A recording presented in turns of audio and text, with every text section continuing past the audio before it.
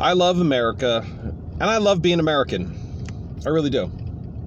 I'm very grateful I got to live here, grow up here, and enjoy the magnificence that is America. Yeah, personally, I only experienced just a drop of it being a working class guy.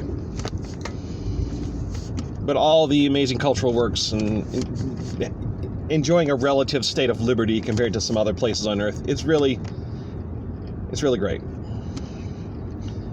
And I recorded an earlier version of this where I expounded on it for several minutes, and I'm not going to do that now because I think it's a waste of time. If you don't believe me, then you don't believe me.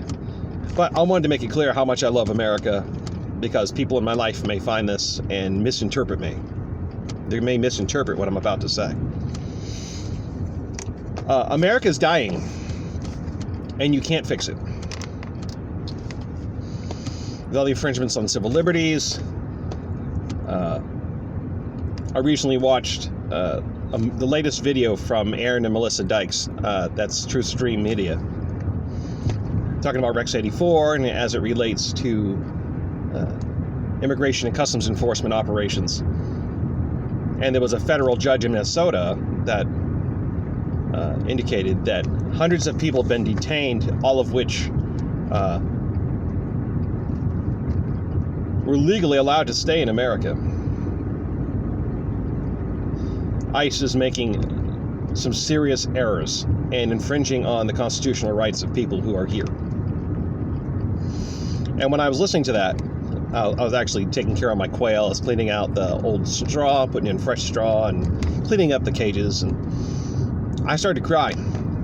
And it's really strange to me because I know that America's in decline, but just hearing this, read from a first-hand document, how bad it's getting for some people.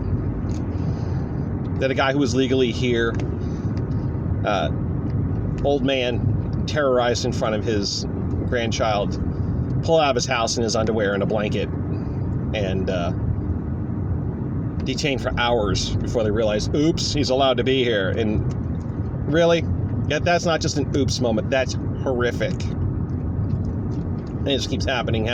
People been talking about a lot of the highly visible things, like, someone almost getting hit by a car, and the man who was detained and then shot. Those are very controversial issues. But there's also a lot of stuff that doesn't make the news. Routine, widespread abuse. And I'm not going to this is not about just ICE. It's just, that's the tip of the iceberg. The whole governmental system runs like that. The constitutional guarantees of liberty, which is the only thing that really make America worth a damn. I love all the material abundance we have. I really do. I love it. All the delights you could have, whatever pleasures you want can be had. And not just cheap pleasures and cheap thrills, but whatever, hobbies, interests. People do all kinds of things, okay? But America's dying, and you can't fix it. And America will never be great again. And, those detention centers that are supposed to temporarily house illegal immigration detainees while they're awaiting their day in court and then their deportation. That is the excuse for these facilities. It's not the reason. The reason is to house Americans in it, because it's coming to an end. The dollar has reached its end, and Americans have such a high quality of life. When that ends, when every foreign country dumps their dollar reserves and the value of the dollar goes in the toilet and life becomes unaffordable, Americans are going to lose their mind, and it's going to become brutal, and talking about martial law and things like that. And of course, there'll be revolutions of various flavors, I think. It's already Marxist, well established in America, but you name it. You have Christian nationalists, you have Islamists, you have all kinds of groups. There's a whole bunch of people that they may not be able to define what they want, but they want is some system where they can just live their lives in peace and be able to afford to live, whatever ism that is. And the government's going to have to lock people up to keep order. That's what these facilities are for. Now, people have been warning about this for decades, but it's now being manifested. and it's bad. So America is like a beloved pet cat or dog you love very much. I have lost 3 cats in the last 6 years.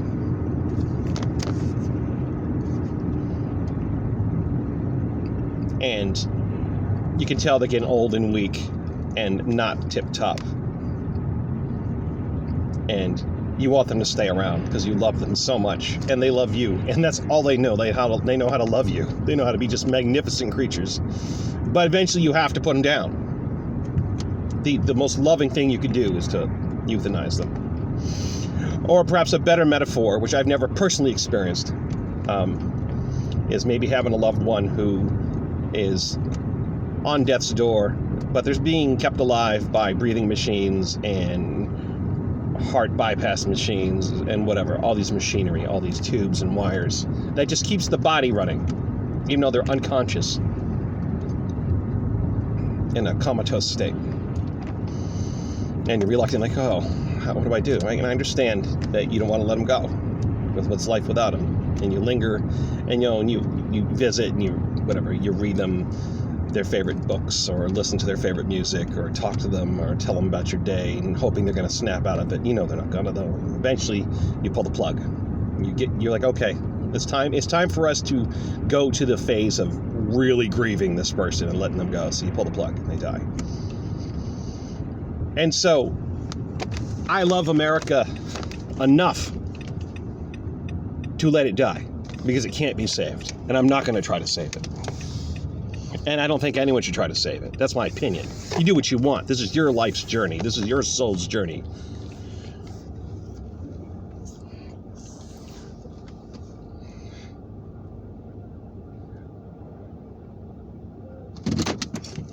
And so, my belief is, I think we should learn to live outside of the official, modern, electrified, electronic system that governs everything.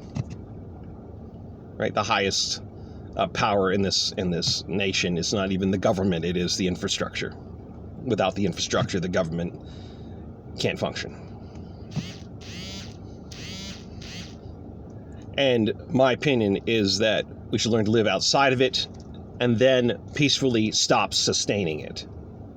Because you don't owe it to anyone to show up and keep the roads repaired, or to keep the electrical wires and transformers maintained. You don't owe it to anyone to keep the sewer system running. You don't owe it to anyone to haul the garbage. You don't owe it to anyone to do anything to maintain it. You do not have to maintain it.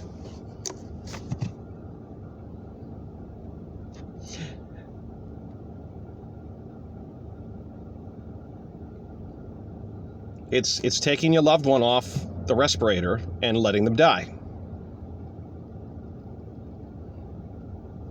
And remembering what was best about them. And remember what was best about America, because that's something to hold on to. That each human being has certain inalienable rights. What an amazing idea. That's worth preserving. And that can continue. But the thing we call the United States of America has to go. I'm not saying come at it violently. I'm saying withdraw from it and allow it to collapse. Allow it to pass. Just as you would a relative.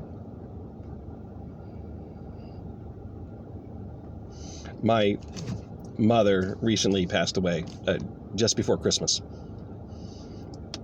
Several years, dementia was eating up her brain, and she spent the last couple years in a nursing home.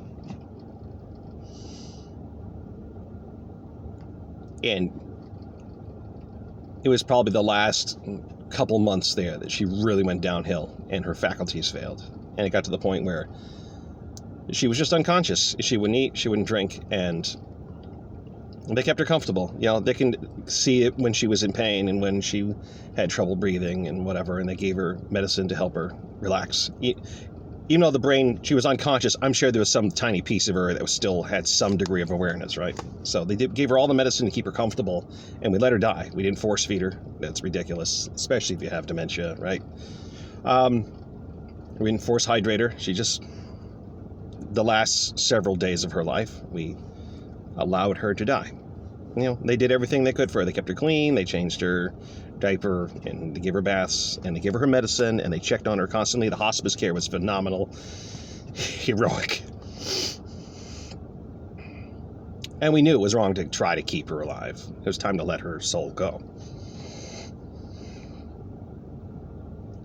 And I'm glad that my mother agreed, because in her advance directives, there would be no extraordinary measures. It was DNR. So we respected her wishes, and we didn't even try to override them, because it was the correct thing to do, to let Mom die when her death came.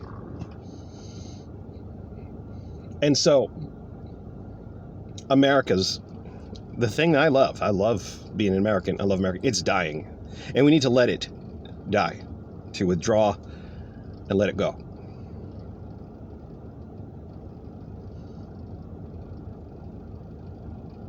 And that's all I got to say. You do what you want. It's your life's journey.